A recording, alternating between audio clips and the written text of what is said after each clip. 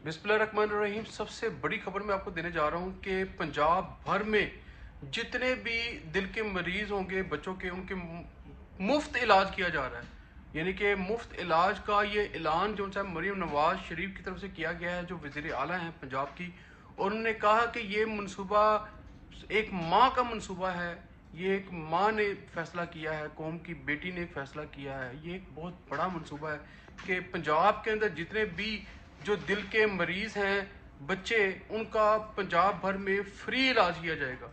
ये हमें इस काम को अप्रिशिएट करना चाहिए और इस काम को बताना चाहिए लोगों को, ताकि उन लोगों तक ये मैसेज पहुंचे जिनके बच्चे दिल के मरीज़ हैं और वो इलाज अपने बच्चों का नहीं करवा सकते हैं, और उन तक ये मैसेज नहीं पहुंचाया है तो हमने पहुंचाना है। उनको बताना है कि पंजाब भर के अंदर अब जो दिल के मरीज़ हैं उनको फ्री इलाज किया जाएगा, उनका सारा खर्चा गवर्नमेंट उठाएगी।